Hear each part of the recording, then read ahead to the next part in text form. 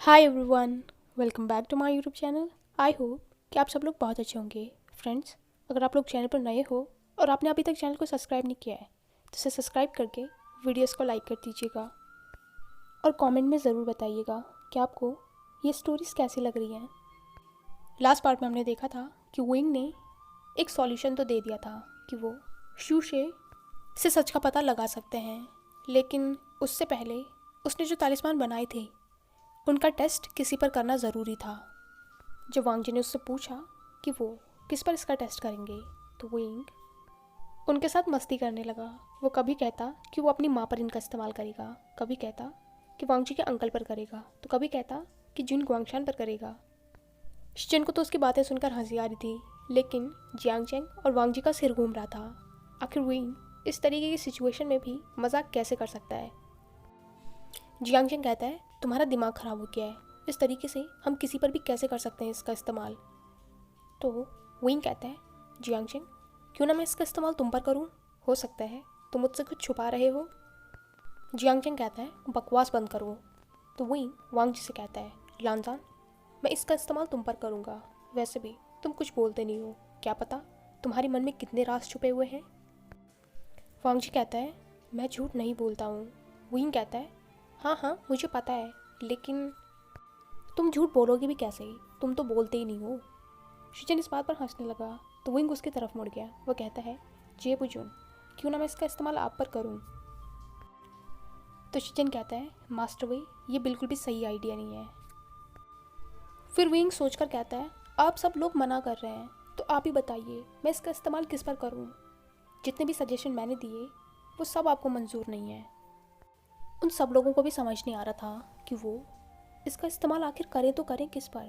सीधे जाकर शूशे पर तो नहीं कर सकते हैं। विंग कहता है मैं जा रहा हूँ, मुझे जो मिलेगा इसका इस्तेमाल मैं उसी पर करूँगा, और वो कमरे से बाहर चला गया।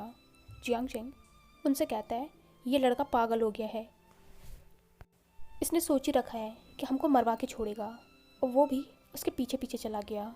शिचन जो कि विंग की हरकतों से अभी भी मुस्कुरा रहा था। वांग जी कहता है ब्रदर जल्दी चलिए, वरना विंग सच में गड़बड़ कर देगा। विंग बाहर ग्राउंड में आ गया था और वो अपने चारों तरफ देख रहा था। उसे कोई तो ऐसा मिलेगा जिस पर वो इसका इस्तेमाल करेगा। और सडनली उसकी नज़र थोड़ी दूरी पर खड़े कुछ सेक्ट लीडर्स पर गई। वो लोग आपस में कुछ बातें कर रहे थे। विंग खुद में ही सोचने लगा इन पर करके देखता हूँ। उसने अपने रोब से एक तालिस्मान निकाला, उस पर कुछ लिखा और उसे एक सेक्ट लीडर की तरफ फेंका, लेकिन फिर डर से वो अपनी ही जगह पर जम गया। तब तक जियांग चेंग भी उसके पीछे पीछे आ गया था और उसने उसका हाथ खींच लिया। वो कहता है वे वुशियान, पागल मत बनो। लेकिन विंग का चेहरा देखकर वो कहता है क्या किया तुमने। तो विंग ने आगे उन सेक्ट लीडर की तरफ इशारा किया।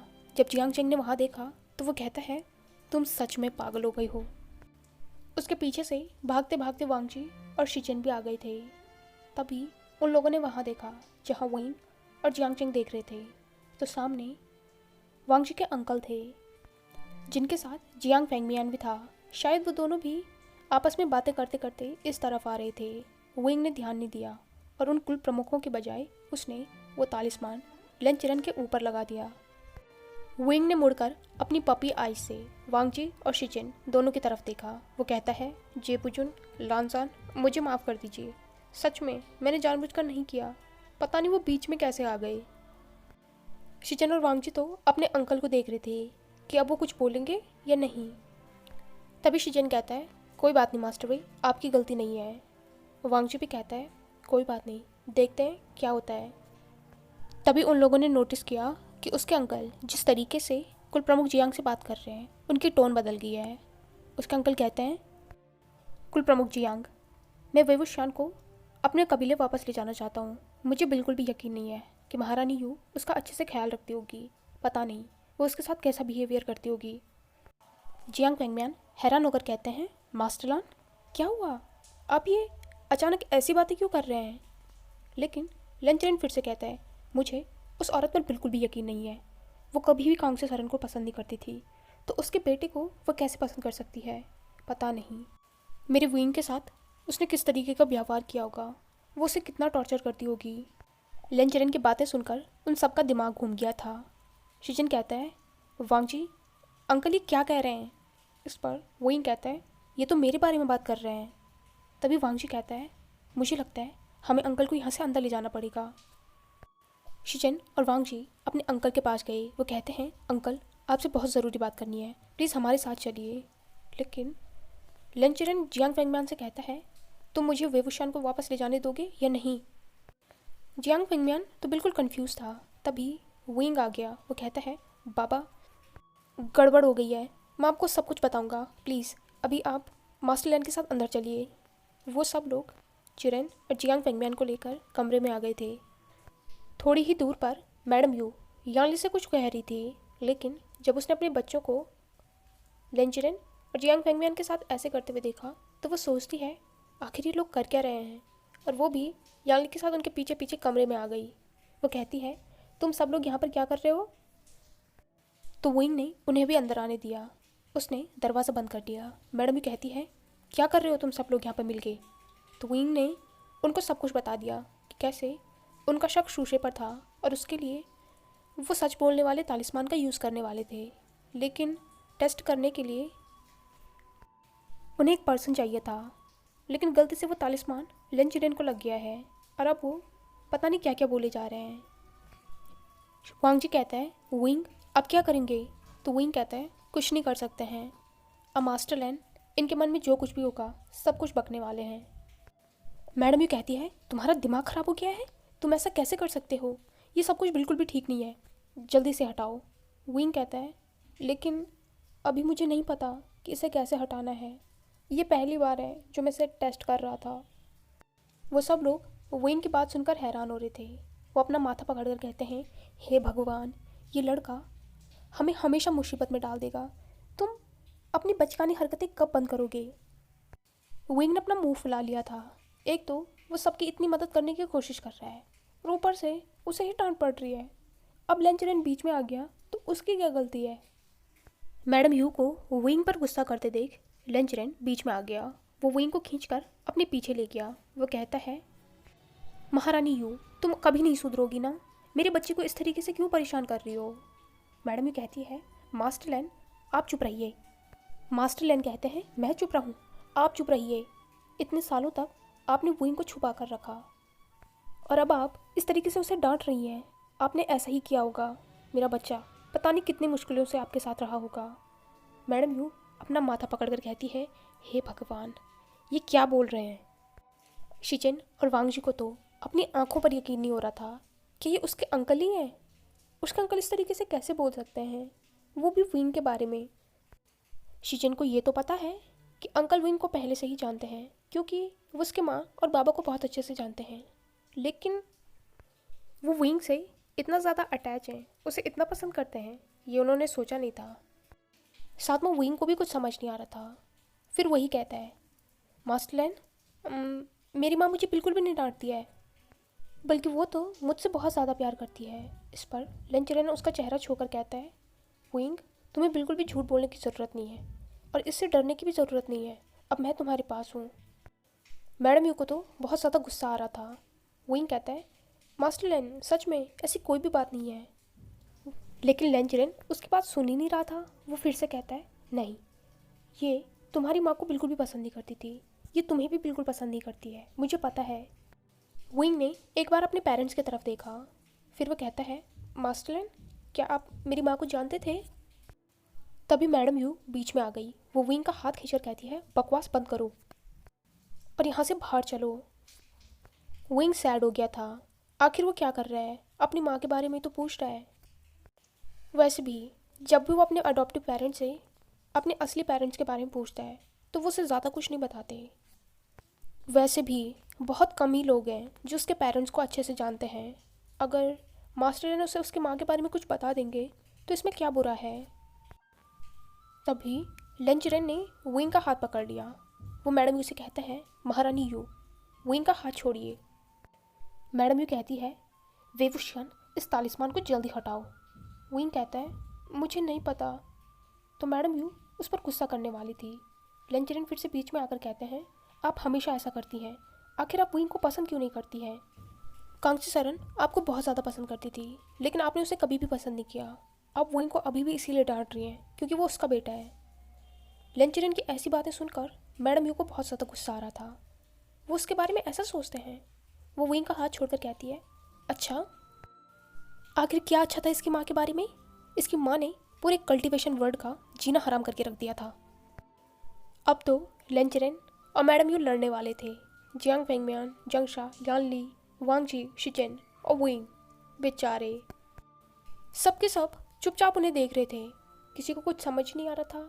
जियांग फेंगमियान ने उन्हें रोकने की कोशिश भी करी, लेकिन वो दोनों इतने भड़क गए थे कि जियांग फेंगमियान को खुद ही चुप होना पड़ा। वुइंग कहता है, माँ, मास्टर लैन, आप लोग लड़ क्यों रहे हैं माँ? मैडम कहती है, तुम चुप करो, ये सब कुछ तुम्हारी गलती है। किसने कहा था तुमसे कि इनके ऊपर उस तालिस्मान को लगाओ? अब देखो। विंग बड़बड़ाते हुए कहता है, मैंने क्या किया है? उनके मन में जो कुछ भी है वो तो वही कह रहे हैं। ऐसा तो है नहीं कि मेरे तालिस्मान लगाने से वो कुछ बोल रहे हैं। वो सब कुछ उनके दिमाग में था, इसलिए बोल रहे हैं।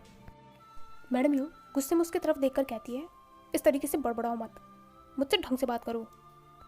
तो विंग चुप हो गया और वो जाकर वांग जी के पास खड़ा हो गया। वो उसका हाथ पकड़कर कहता है, लॉन जॉन, अब मैं क्या करूं?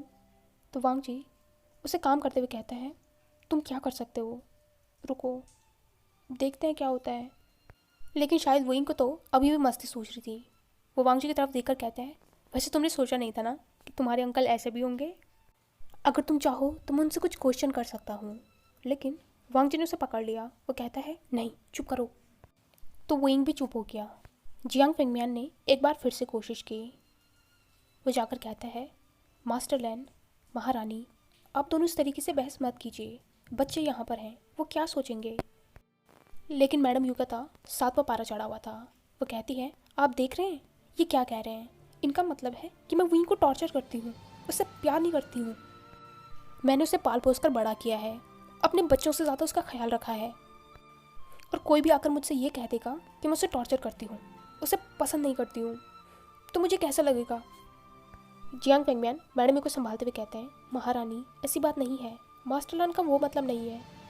लेकिन मैडम यू कहाँ मानने वाली थी। वो कहती हैं, अच्छा, तो अब आप उनकी साइड लेंगे? आपको तो मैं ही हमेशा गलत लगती हूँ। जियांग फेंगमियान अब इससे ज़्यादा क्या कहे, लेकिन लगता है कि उस तालिस्मान की वजह से लेंचरन के अंदर जितने भी इमोशंस थे जो उसने छुपा रखे थे, वो सब आज बाहर आने वाले हैं। वो जियांग फेंगमियान से कहता है, कुल प्रमुख जियांग, मैं आपसे फिर पूछ रहा हूँ, क्या आप वुइंग को मुझे देंगे? जब से मुझे ये पता चला है कि वो कांगसे का बेटा है और बिल्कुल सही सलामत था, तब से मेरा दिल बहुत बेचैन हुए जा रहा है। मैं उसे अपने पास रखना चाहता हूँ। मैडम यू अब ज़्यादा नहीं सुन सकती थी। वो कहती हैं, मास्टर लैन, आप मुझे ये बताइए कि आपको वुइंग को अपने पास क्यों रखना है? वो आपका बेटा तो नहीं है? लेकिन तभी लेंचरन कहता है, लेकिन वो कांगसे सररिन का बेटा है। इस पर मैडम कहती है, अच्छा, और कांगसे सररिन से आपका क्या रिश्ता है? जियांग फेंगमियान ने गुस्से में मैडम यू को रोका। वो कहता है, यू, ये क्या कह रही हो? मैडम यू की बात सुनकर वुइंग के साथ और भी लोग चौंक गए थे। मैडम यू बहुत ज़्यादा गुस्से में थी। जियांग फेंगमियान के कहने के बाद उन्होंने खुद को कंट्रोल किया, लेकिन अब वुइंग चुप नहीं रहेगा। मैडम यू उसकी माँ के बारे में क्या कह रही है? वुइंग आगे आया, वांग से रोक रहा था, लेकिन वो कहता है, माँ, आप क्या कहना चाहती है? मैडम यू ग्लेयर करके उसकी तरफ देखकर कहती है, तुम चुप रहो, ये सब कुछ तुम्हारी वजह से तो हो रहा है। तुमने और तुम्हारी माँ ने मेरी ज़िंदगी हराम करके रखी हुई है। मैडम यू की ये बात सुनकर वुइंग को बहुत ज़्यादा बुरा लगा और उसकी आंखों से आंसू बहने लगे। तभी यानली उसके पास आई। वो कहती है, माँ, आप उससे इस तरीके से क्यों बात कर रही हैं?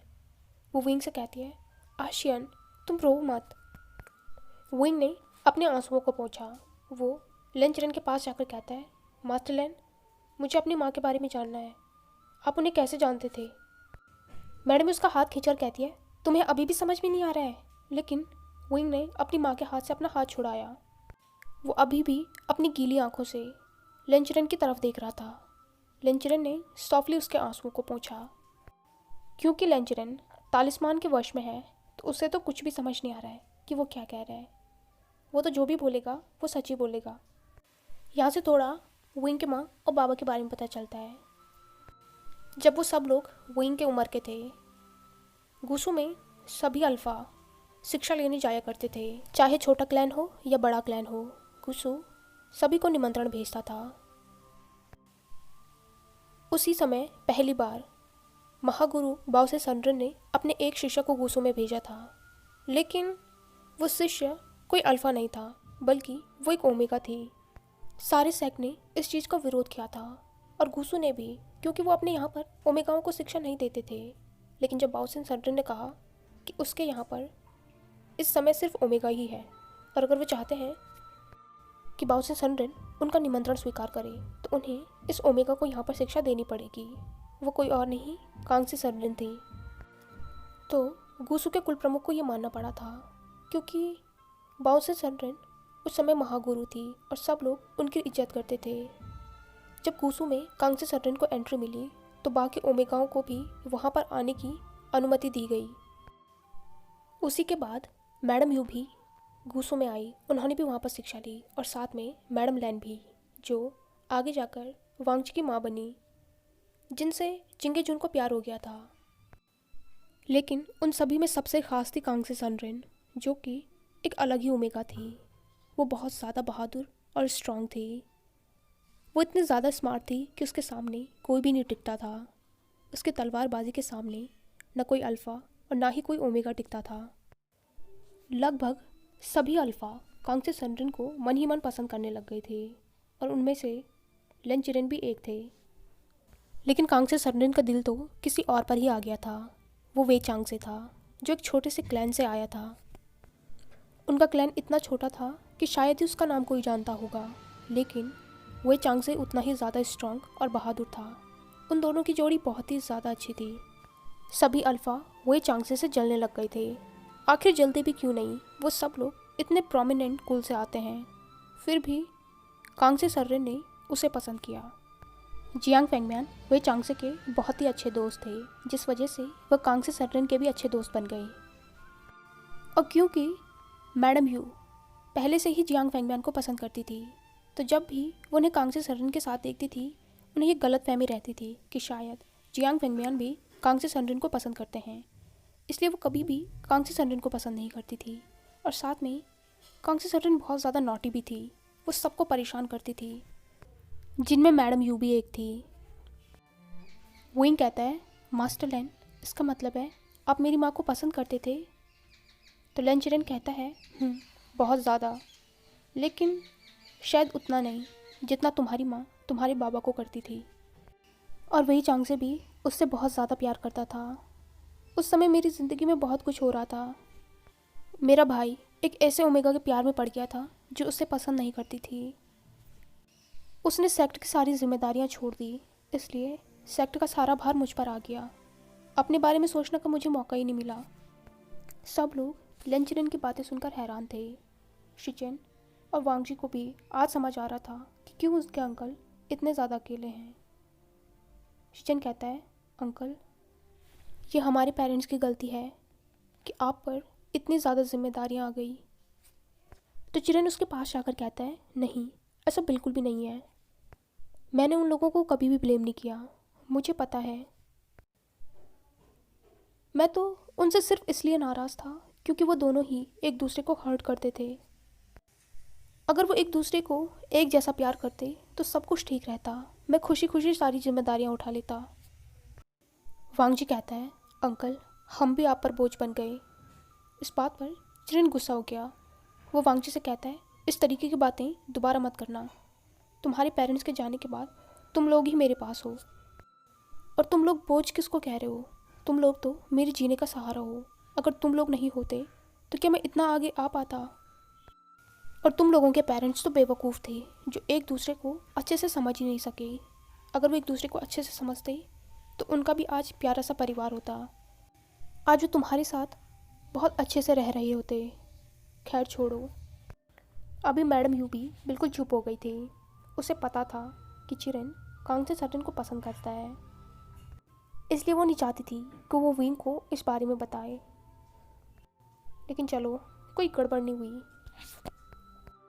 और उन सब लोगों ने भी आज से पहले लेन चिरेन की इस साइड को कभी भी नहीं देखा था। उन्हें तो लगता था कि वो एक खूसड़ सा बुढ़ा है जो बस रूल्स चिल्लाता रहता है। लेकिन लेंचरन ने भी अपने खूसड़ से फेस के पीछे बहुत सी चीज़ें छुपा रखी हैं। ये उन्हें आज पता चला, वो भी सिर्फ विंग की एक स्टूपिड गलती की वजह से। विंग लेंचरन के पास जाकर कहता है, मास्टर लान, आप सबसे अच्छे हैं, आज के बाद मैं आपको कभी भी खड़ूस नहीं कहूँगा। लेंचरन ने प्यार से उसका चेहरा छुआ। वो कहता है, तुम बिल्कुल अपने माँ और बाबा के रिजम्बल्स हो। तुम्हें देखकर मुझे उनकी याद आती है। मैं बस यही उम्मीद करता हूँ कि जिस तरीके से वो अपनी ज़िंदगी में हमेशा खुश रहे, तुम भी रहो। विंग ने स्माइल किया। लेंचरन का हाथ अभी भी विंग के चेहरे पर था। तभी वो कहता है, यहाँ पर क्या हो रहा है? उसकी इतनी स्ट्रिक्ट आवाज़ सुनकर वो सब लोग सहम गए थे और उन सब लोगों को पता भी चल गया था कि उस पर से तालिस्मान का असर ख़त्म हो गया है। विंग कहता है, नहीं, कुछ भी नहीं हो रहा अंकल। लेकिन लेंचरन को कुछ तो शक हुआ। उसने चारों तरफ देखा। वो कहता है, कुल प्रमुख जियांग, क्या बात है? हम सब लोग यहाँ पर क्यों इकट्ठा हुए हैं? क्या कुछ हुआ है? जियांग फेंगम्यान भी इधर उधर देखने लग गया था। आखिर अब वो क्या कहे? मैडम ये कहती है, मास्टर लैन, आपको कुछ भी याद नहीं है? इस पर लेंचरन कहता है, क्या? तो मैडम ये कहती है, अभी तक आपने जो कुछ भी कहा आपको वो कुछ भी याद नहीं है। तभी विंग कहता है, माँ। लेंचरन डेस्परेट हो गया था। उसने क्या कह दिया जो उसे खुद ही याद नहीं? वो शिजन की तरफ देखकर कहता है, शिजन, यहाँ पर क्या हो रहा है? क्या कुछ हुआ है? शिजन कहता है, नहीं अंकल, कुछ भी नहीं हुआ है। बस वो हम लोग यहाँ पर इसलिए इकट्ठा हुए थे क्योंकि हमें आपको ये बताना था कि विंग ने एक तालिस्मान बनाया है जिससे हम सूशे से सच पता कर सकते हैं। शिजन की बात सुनकर विंग ने गहरी सांस ली। थैंक गॉड, जेबुजुन ने सबको बचा लिया और उसने सिचुएशन भी संभाल ली। उसने शिजन की तरफ देखकर विंग किया। शिजन ने देखकर शॉक हो गया था, लेकिन दूसरी तरफ वांग जी जो कि जल भुन रहा था। आखिर विंग सच में शेमलेस है। आखिर उसके अलावा किसी और को ऐसे कैसे विंग कर सकता है? शिजन ने समझ गया था। वो उसे देखकर कहता है, वांग जी, चिंता मत करो, मास्टर भी तुम्हारे ही हैं। विंग ने अपने माँ और बाबा को देखकर कहा, माँ, बाबा, आप लोग प्लीज़ यहाँ पर सबको संभाल लेना। इसके बाद वो सबकी तरफ मुड़कर कहता है, लांसन, हमें चलना चाहिए, ये तालिस्मान काम कर लेगा। शिचन, वांग जी, विंग और जियांग चेंग कमरे से बाहर आ गए थे। अब वो शूशे को ढूंढने जा रहे थे। विंग कहता है, थैंक गॉड जेबुजुन, आपने बचा लिया। और ये तालिस्मान तो कमाल का है। इसका मतलब सूसे पर इस्तेमाल करने के बाद उसे कुछ याद भी नहीं रहेगा। उन सब ने नोट किया। वो फिर कहता है, वैसे अंकल लैन, जितना मैं सोचता था उतने खड़ूस नहीं है। वो जैसे दिखते हैं वैसे बिल्कुल भी नहीं है। मैंने सोचा नहीं था कि वो इतने ज़्यादा सेंसिटिव होंगे। शिचन कहता है, मैंने सोचा नहीं था कि अंकल आपकी माँ को पसंद करते रहे होंगे। विंग कहता है, सोचा तो किसी ने भी नहीं था, लेकिन फाइनली मुझे मेरी माँ और पापा के बारे में कुछ और बातें तो पता चली। मैं तो बहुत ज़्यादा खुश हूँ। अगर तालिस्मान का असर उनसे ख़त्म नहीं होता तो मैं उनसे ज़रूर पूछ लेता कि बाद में मेरे माँ और बाबा के साथ क्या हुआ। वांग जी ने कन्फ्यूजन में उसकी तरफ देखा तो विंग कहता है, एक्चुअली मुझे कुछ भी याद नहीं है कि मेरे माँ और बाबा के साथ क्या हुआ था, जिस वजह से मुझे जियांग कबीले में आना पड़ा। माँ ने मुझे बताया था कि मेरी माँ ने मुझे उनके पास छोड़ा था, लेकिन मुझे यकीन नहीं है, उनके साथ कुछ तो हुआ था। तभी जियांग चेंग कहता है, तुम्हारा मतलब है कि मेरी माँ और बाबा ने तुमसे झूठ कहा। इस पर विंग कहता है, मैंने ऐसा नहीं कहा, मैं बस ऐसा कह रहा हूँ कि कुछ तो है जो उन्होंने मुझे पूरा नहीं बताया है। जंगशा कहता है, वो जो कुछ भी होगा तुम्हारी भलाई के लिए ही होगा। हाय एवरीवन, आई होप कि आपको ये पार्ट पसंद आया हो। अगर आपको वीडियो पसंद आई हो तो इसे लाइक, कमेंट, शेयर और चैनल को पक्का से सब्सक्राइब कीजिए। Thank you.